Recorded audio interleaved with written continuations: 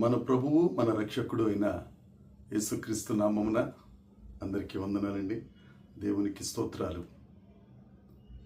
సజీవుడైన దేవుడు, సర్వోన్నతుడైన దేవుడు, సర్వకృపానిధి అయిన దేవుడు మనలను ప్రేమించి మనకు అనుగ్రహించిన ఈ నూతన దినమును బట్టి సమస్త మహిమ ఘనత ప్రభావములు ఆ యేసయ్యకే చెల్లునుగాక. ఆ సర్వాధికారి అయిన దేవుడు ఈ నూతన దినములో మన కొరకు ఆయన ఇచ్చిన వాగ్దానము కృపావార్త. కీర్తనల గ్రంథము 38వ కీర్తన 9వ వచనం. ప్రభువా, నా అభిలాష అంతయు నీకే కనబడుచున్నది, నా నిట్టూర్పులు నీకు దాచబడి ఉండలేదు. దేవునికి స్తోత్రం కలుగునుగాక, దేవునికి మహిమ కలుగునుగాక. ప్రభునందు ప్రియమైన దేవుని ప్రజలారా, మన అభిలాష అంతయు ఆయనకు కనబడుచున్నది లేఖనం చెప్తున్నమాట. చాలామంది అంటారు, అసలు క్రైస్తవులకి అభిలాష అనేది ఉండొచ్చా? అభిలాష అంటే ఏంటండి? ఇంగ్లీష్ బైబిల్లో ఉంటుంది డిజైర్స్. మన కోరికలు, మన ఆశలు ఉండొచ్చా క్రైస్తవులకి అని అంటే తప్పక ఉండాలండి. ఆశ లేకపోతే దేవుడు కూడా ఆశీర్వదించడు. ఆ అభిలాష అంతా, ఆశ అంతా, కోరికలన్నీ దేవునికి కనబడుచున్నాయి. కొంతమంది వారికి ఉన్న కోరికలను మనసులో చంపేసుకుంటారు, బయటికి చెప్పలేరు. ఒకవేళ బయటికి చెప్పినా అందరూ ఏమంటారంటే, అరే నీకున్న స్తోమత ఏంటి, నువ్వు కోరుకునే కోరికలేంటి, నీ పరిస్థితి ఏంటి, నీ ఆశలేంటి, అసలు నీ స్థితిగతులేంటి, నీ అభిలాష ఏంటి అని వెనక్కి లాగటానికే ప్రయత్నం చేస్తారు మనుషులందరూ. కానీ దేవుడు అంటున్నాడు, నీ అభిలాష అంతయు నాకు కనబడుచున్నది, నీ కోరికలన్నీ నాకు కనబడుచున్నాయి. అంటే బాగుంది పాస్టర్ గారు ఈ వాగ్దానం ఏదో, అయితే రకరకాల కోరికలు మనం కోరుకోవచ్చా, ఆశలు పెంచుకోవచ్చా? అది కాదండి. నీ కోరిక ఆత్మ సంబంధమైనదే ఉండాలి. నీ కోరిక దేవుని చిత్త ప్రకారమైనదే ఉండాలి. నీ కోరిక వాక్యానుసారంగా ఉన్నదై ఉండాలి. లోకంలో ఉన్నదంతయు శరీరాశ, నేత్రాశ, జీవకుడంబం.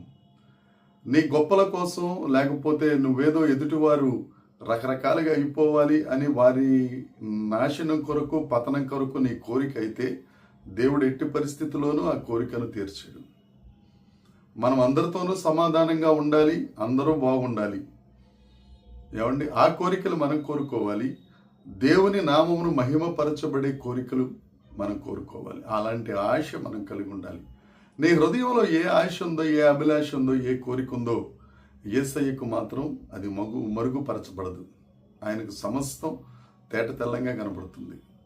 కాబట్టి నువ్వు పైకి ఏమీ లేనివాడిగా ఉన్నా, లోపల మనసంతా కుళ్ళుతో నింపబడి ఉన్నా, అవన్నీ దేవుడికి తెలుసు. కుళ్ళంటే మీకు అర్థమైపోయే ఉంటుంది. రకరకాల పనికిరాని కోరికలు, పనికిరాని ఆశలు, పైకి మాత్రం భక్తి పరులే. అలా ఉండకూడదు.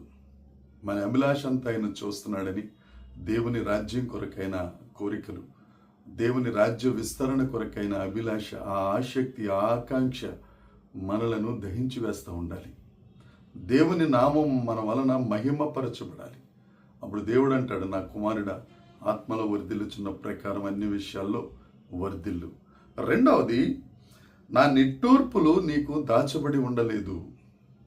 ఎవరి గుండెల్లో ఏ నిట్టూర్పులు ఉన్నాయో, ఏ బాధలు ఉన్నాయో, ఏ వేదనలు ఉన్నాయో వాటన్నిటినీ దేవుడు చూస్తున్నాడు. ఆయనకు దాచబడింది ఏమీ లేదు. నిట్టూర్పు అంటే ఏంటి అని అంటే, ఇక ఏడవలేక కన్నీరు కార్చలేని పరిస్థితిలో వచ్చేవి నిట్టూర్పులు. ఐగుప్తులో ఉన్న ఇజ్రాయేలీలు వారు ఆ ఫరో రాజు చేత హింసించబడుతున్నప్పుడు వారి నిట్టూర్పులు, వారి కన్నీళ్లు, వారి విచారములన్నీ దేవుడు చూచి వారిని ఐగుప్తు దాస్యము నుండి బయటకు తీసుకురావటానికి మోషే అనే ఒక విమోచనకర్తను దేవుడు పంపించాడు. హన్న దేవాలయంలో ప్రార్థన చేస్తూ ఉంటే ఆవిడ పడుతున్న నిట్టూర్పులు అక్కడ కూర్చున్న ప్రధాన యాజకుడు ఏలీ గారికి, ఆ పాస్టర్ గారికి ఒకంత వేరే రకంగా అర్థమై ఉండొచ్చు. 1 సమూయేలు గ్రంథం 1వ అధ్యాయంలో ఉంటుంది మాట. కానీ ఆమె హృదయంలో ఉన్న మనోవేదన, నిట్టూర్పులు చూచిన దేవుడు సంవత్సరం తిరిగి వచ్చే లోపల సమూయేలు లాంటి మంచి ప్రవక్తను ఆవిడ గర్భం నుండి జన్మించేటట్లుగా దేవుడు సహాయం చేశాడు. అదే ధైర్యంతో చెప్తున్న నా సహోదరి సహోదరుడా, దేవుని సేవకునిగా నీకు తెలియచేస్తున్నాను. నీ అభిలాష ఏంటో, నీ ఆశ ఏంటో, నీ కోరిక ఏంటో ఆయనకు తెలుసు. నువ్వు ఏ పరిస్థితులలో నిట్టూర్పులు విడుస్తున్నావో, నిస్సత్తువతో ఉన్నావో, నిరాశతో ఉన్నావో, దేవుడు దాన్ని కూడా చూస్తున్నాడు. నీ ఆశను తీర్చే దేవుడు, నీ నిట్టూర్పును తీర్చే దేవుడు ఈ దినాన్న నీతో నాతో మనందరితో మాట్లాడుతున్నారు. ధైర్యంగా ఉండు. ఆయన నీ కోసం ప్రాణమే ఇచ్చేశాడు. ఆయన నీ కోసం ప్రాణమే ఇచ్చేసాడు. ధైర్యం తెచ్చుకో. నీ నిట్టూర్పులు తుడుస్తాడు, నీ ఆశలు తీరుస్తాడు. నీ ద్వారా ఆయన నామం మహిమపరచబడి ఆయన రాజ్యము విస్తరించేటట్లుగా నీ ద్వారా ఆయన నిన్ను ఆశీర్వదిస్తూ నీ ద్వారా ఆయన మహిమపరచబడబోతున్నారు. ఈ వాగ్దానాన్ని స్వతంత్రించుకో. ఈ దినమంతా ఈ వాగ్దానాన్ని ధ్యానించుకో. దేవుడు నీ ఆశను తీర్చి నీ నిట్టూర్పులను తుడిచి వేయునుగాక. ఆమేన్. చిన్న ప్రార్థన చేసుకుందాం. పరలోకమందున్న మా తండ్రి, పరిశుద్ధుడా, కృపగలిగిన యేసుక్రీస్తు ప్రభువా, నీకు వందనాలు. మా ఆశలన్నీ నీ ఎదుట దాచబడి ఉండలేదు. మా నిట్టూర్పులు సహితం నీ ఎదుట తేటతెల్లంగా కనపడుతున్నాయి ప్రభువా. మా ఆశలు తీర్చే గొప్ప దేవుడవు. మా నిట్టూర్పుల నుంచి మాకు విడుదల దయచేసి ఆశీర్వాదములతో నింపి సంతోష హృదయమును మాకు అనుగ్రహించే గొప్ప దేవుడా, నీకు స్తోత్రాలు చెల్లిస్తున్నాం.